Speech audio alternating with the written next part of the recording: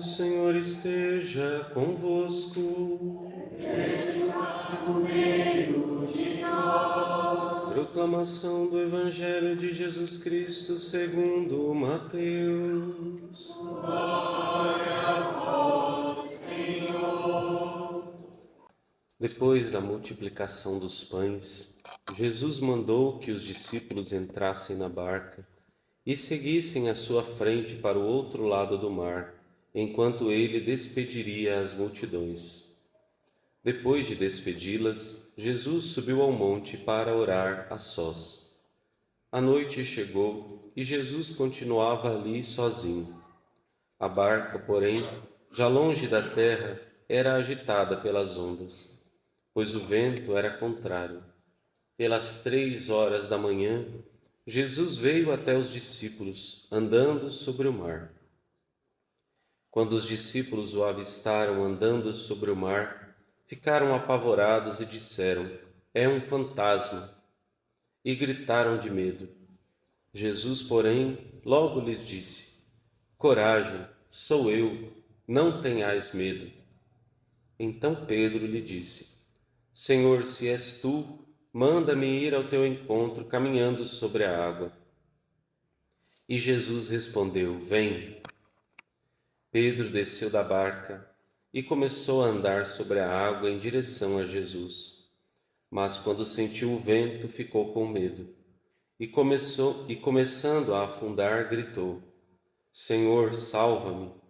Jesus, logo estendeu a mão, segurou Pedro e lhe disse: "Homem fraco na fé, por que duvidaste?" Assim que subiram no barco, o vento se acalmou. Os que estavam no barco prostraram-se diante dele, dizendo: "Verdadeiramente, tu és o Filho de Deus." Palavra da salvação.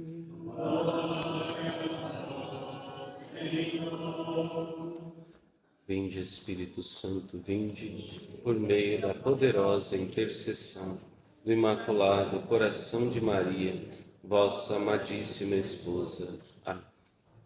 Sentar, irmãos, por favor.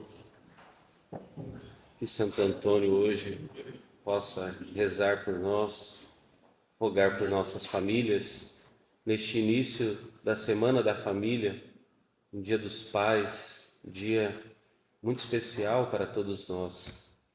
Neste domingo, dia do Senhor, o Senhor também vem nos falar do seu poder, da graça de nós podermos ter a salvação, não somente a salvação das tribulações deste mundo, ou a salvação que vem daqui, dessas águas, dessas tormentas, a qual Pedro e os outros apóstolos se encontram, mas a salvação, meus irmãos, que é eterna. Jesus vem para nos salvar na eternidade, para nos dar o céu. No domingo passado, nós celebramos extraordinariamente a festa da transfiguração do Senhor. Jesus mostra a sua face para nós, sua face divina, para que nós não tenhamos medo da cruz, nem que nós desanimemos no meio do caminho, quando encontrarmos as dificuldades. Hoje Jesus vai então mostrar que Ele está no meio da tormenta, do vento e da tempestade, Ele está conosco. Esta passagem da transfiguração está presente em 3 evangelhos, que não são sinóticos. Está presente no evangelho de Mateus, Marcos e João. Somente Lucas não cita esse episódio. E aqui nós temos no evangelho de Mateus, que foi proclamado hoje, nós temos Jesus andando sobre as águas logo depois da multiplicação dos pães. Esta multiplicação dos pães não é uma mera partilha, como muitos querem afirmar, com uma ideia errônea, uma ideia infiltrada no meio da doutrina da igreja, uma ideia sutil de partilha. O Evangelho nunca disse que cada um tinha um pedaço de pão no bolso, então saiu partilhando uns com os outros. Não. O Evangelho disse que não tinham nada para comer, que queriam até despedir a multidão para comprar comida no bairro mais próximo, na vila mais próxima, e também que só tinha um menino com 5 pães e 2 peixes. E Jesus é quem multiplica os pães. Jesus é quem dá os pães a nós. Como muitos santos e o nosso querido Santo Antônio também viveram esse sinal da multiplicação dos pães, este sinal da multiplicação claramente fala para nós do sinal eucarístico. E Jesus quer enfatizar a eles que não é somente um pão material que ele quer dar. Ele não quer apenas saciar a fome neste mundo. Tanto é que depois da multiplicação, o Senhor vai caminhar sobre as águas, mostrando assim o seu poder divino, mostrando que Ele é o Salvador e é Ele quem faz o milagre principalmente da sua presença na Eucaristia. Nós encontramos ali na multiplicação os verbos tipicamente eucarísticos. Pegou o pão, deu graças, partiu, deu aos seus discípulos. Assim foi que Jesus fez lá também.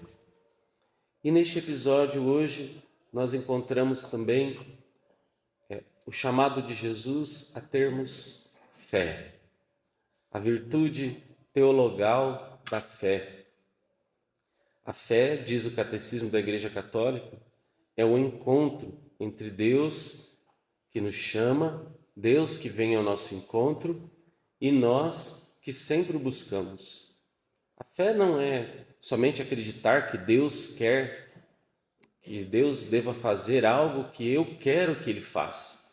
Muita gente pensa que ter fé é isso. Eu creio que Deus vai fazer isso por mim. Isso não é ter fé. A fé é um encontro entre o Deus que nos chama e nós que o buscamos. Quando nós buscamos a Deus, então acontece o ato da fé, esta virtude da fé. Ele nos dá esta virtude como uma semente, uma virtude teologal, vem de Deus. Ter fé é um dom, mas ter fé também é uma virtude, é uma busca, é preciso esforçar-se. Então é Pedro que pede a Jesus. E Pedro aqui representa toda a igreja. Pedro está acima do mundo, porque o mar, as águas, no contexto bíblico, significam esse ambiente escuro, esse ambiente nebuloso, onde nós não podemos adentrar e que tem muita mentalidade ruim. Aquilo que nós precisamos superar todos os dias, como diz o ditado, matar um leão por dia, não é?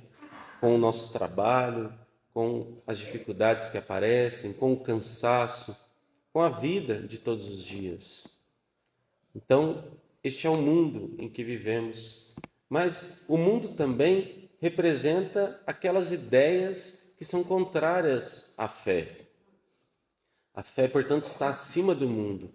Jesus vem caminhando sobre as águas, acima das águas. Jesus está acima do mundo. A nossa salvação deve estar também acima das ideias mundanas. São 3 os inimigos da nossa alma: o diabo, a nossa própria carne e o mundo.